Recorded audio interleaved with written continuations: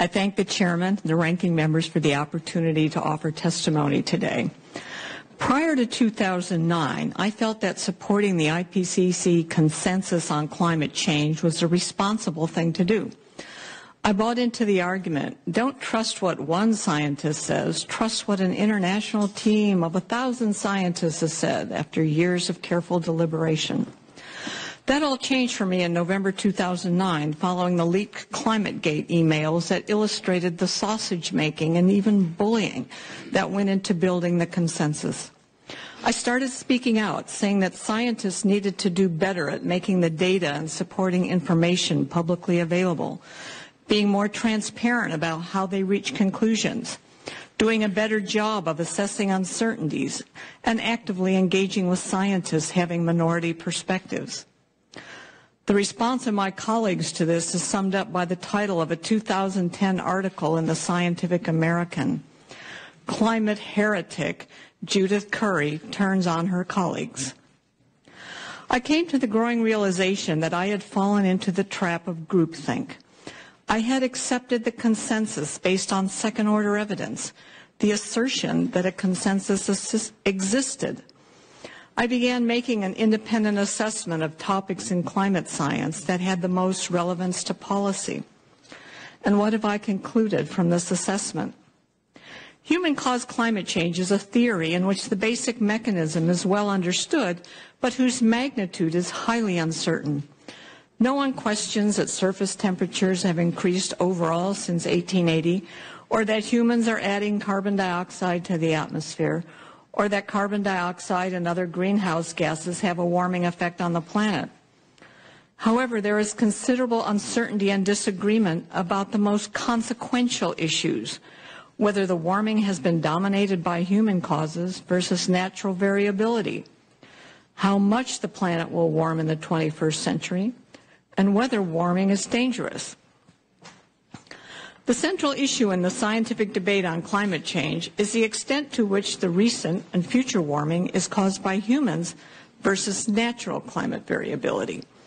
Research effort and funding has focused on understanding human causes of climate change.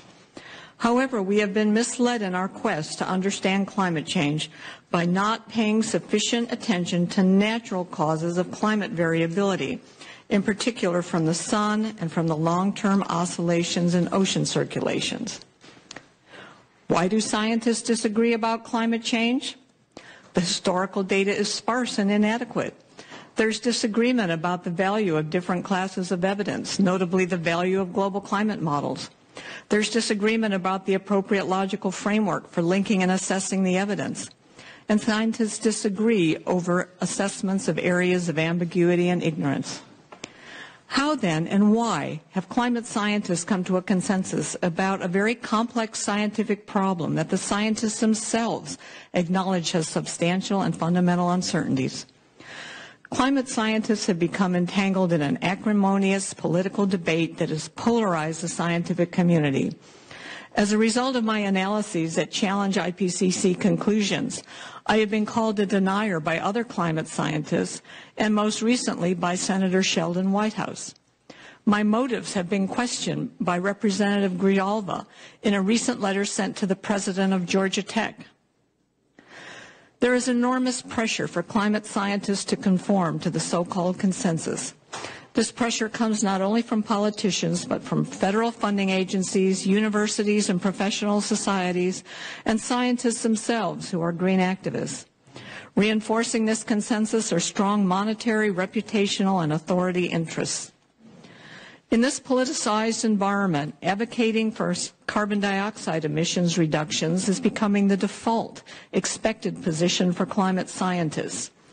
This advocacy extends to the professional society that publish journals and organize conference.